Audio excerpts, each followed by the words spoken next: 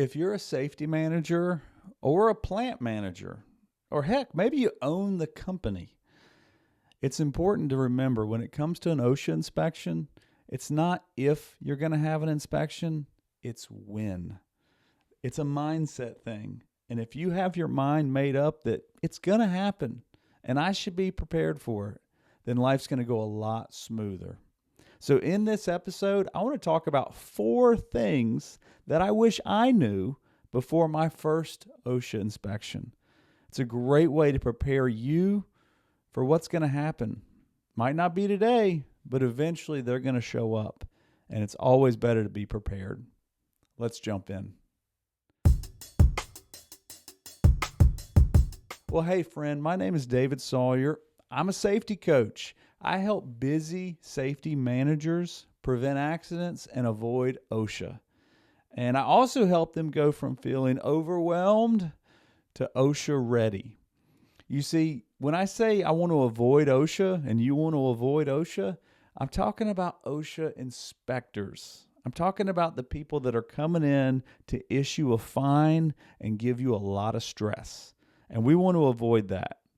Now, don't think that I hate OSHA. I don't hate OSHA. It's kind of like police. I don't hate police. I just don't want to get pulled over. Same with you. I don't want you to have to go through an OSHA inspection and all the stress and the frustration and the expense that comes with it.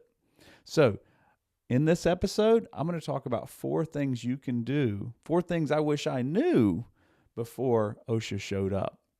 But before I jump into that, let me tell you about my OSHA audit checklist. You see, you can get a free checklist if you go to my website, helpwithosha.com, and in that checklist, I will explain, there's actually a video, and I will explain step by step what you need to know to prepare your team for an unexpected OSHA visit. On top of that, if you want to go in depth, there's actually a course that I have available where you can go through and understand exactly how every piece of the OSHA inspection works. Plus, if you're in the middle of an inspection, this will show you how to handle the informal conference and how to negotiate with OSHA to even eliminate fines. That's the goal, right? We don't want anybody getting fined. So, let's talk about the 4 things I wish I knew, starting with the very first one, which is something I talked about in a very recent video. They're not there to help you. You see, when OSHA shows up, they're not there to hand you a trophy. They're not there to pat you on the back. They are there to find problems. That's their job. The OSHA inspector is trying to find problems. They're trying to find violations. They're trying to find things where you aren't doing what you're supposed to do as an employer. And if you think about it like a mindset thing, it's really simple. OSHA views the employee as the victim. They view the employer and the managers as guilty. They are the bad guys. They're trying to stop the bad guys. So if you're like me, when I was a safety manager, I wasn't a bad guy. I was trying to do the right thing. And I can remember when OSHA came in and did an inspection, I thought, oh, I'll ask a few questions about what I can do better. And I thought, that seems like it makes sense. No, it doesn't. It doesn't help. It doesn't work. They're not there to show you how to do things better. That's the consultative side. That's what I do as a safety coach. I work with clients so that they can implement a safety program that fits their company. That's not what OSHA does. As a compliance officer, when he comes in, he's not looking to help you make it better. He's looking to find problems. So you need to understand that. Know what you're dealing with. When someone says, hey, I'm here to find problems, don't start showing them problems and asking how to fix them. That's not going to help you. It's going to come out much, much worse. Now, with that, when they're there looking for problems, this is the second thing I wish I knew. I wish I knew how important documentation was. You see, documentation matters more than you think. In fact, it's like pure gold. You have to have documentation. You have to have accidents that are reported correctly. You got to have an OSHA log of the accidents. You need to have training records. You need to have written safety programs. So when you look at the umbrella of documentation, there are a lot of things that you're supposed to have. You're supposed to have inspections, right? If you have a forklift or a pallet jack, you're supposed to have pre-shift inspections that are documented. You can't just say, oh, yeah, I check it every day. I look at it every day. You should be looking at it every day, but it has to be documented.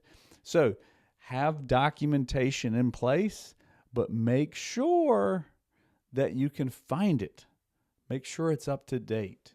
The last thing you want is to go find a file cabinet that's covered with dust and you're digging through it trying to find these OSHA documents and these safety programs and the training records. And you're like, well, I found training records from 2017. Where are the ones from last week? You got to have documentation in order. So that's the second thing. I wish I knew how important documentation was. If you don't have it documented, it didn't happen. It just didn't happen. They want you to prove it. Again, they're viewing you as the manager, as the employer, the bad guy. You have to prove you're innocent. You have to prove you're not guilty. Now, the third thing I wish I knew before my very first OSHA inspections are employees. Employees can make or break an OSHA inspection. They're going to interview your employees. The inspectors are going to ask questions of your employees. And this is when it becomes so important that you've had regular trainings so that people understand what questions the OSHA inspector might be asking. As an example, they might go up and ask them, hey, where are the safety data sheets? And if the employee looks at them like they got three eyes and they don't have a clue what a safety data sheet is, you got a problem. Employees need to be able to answer questions. They don't got to be an expert. That's not what we're looking for. But they need to understand basic safety information. Where are the safety data sheets?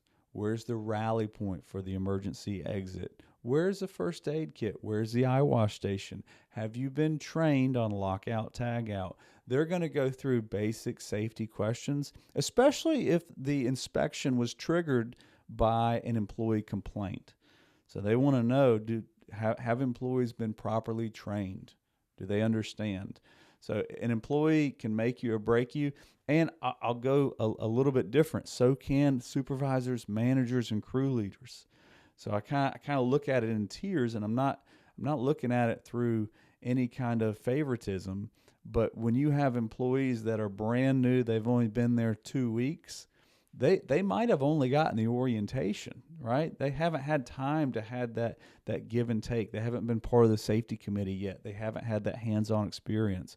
So orientation programs help to really set the tone for the organization going forward.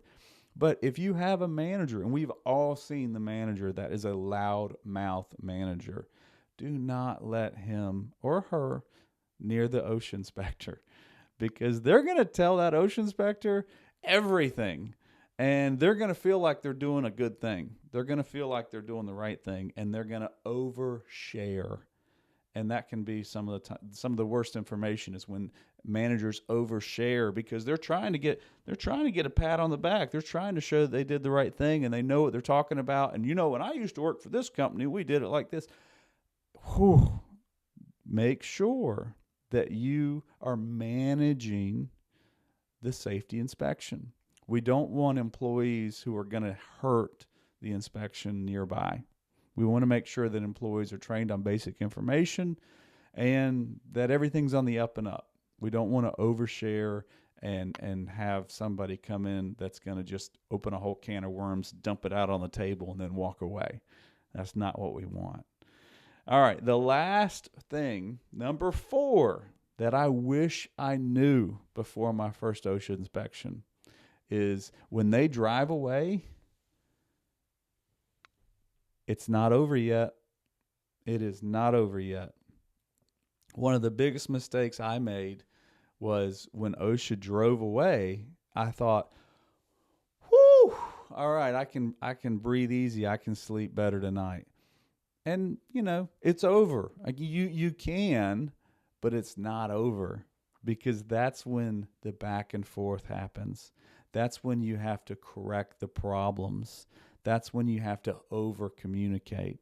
And in my OSHA course that I have, my OSHA course, you can go to helpwithosha.com and you can access the course. I actually walk you through on when you should communicate with OSHA, on when you should call them, when you should email them, on helping with the informal conference, on preparing documentation. The work of an OSHA inspection happens on the back end. It's almost like a test. If you think about a really hard exam that you had. Well, that exam, it might take you an hour to complete the exam. But a really hard one, how much study time went in before you had the exam? You might have been studying for a week. You might have been cramming all night. You might have been pulling one of those all-nighters. All that is the work that goes into the exam. And then the exam, it's pretty easy, right? You're in there for an hour and you're done. And when you're done, you're done. OSHA, it's the exact opposite. You got to flip it upside down, because the inspection is like the exam. And then the time after that is when you are having to put in the work, organizing contractors, putting in work orders, hiring experts or consultants or coaches like me to come in and help. That's where the real legwork goes in. And then you go, and hopefully you can go to an informal conference and settle it and put it behind you.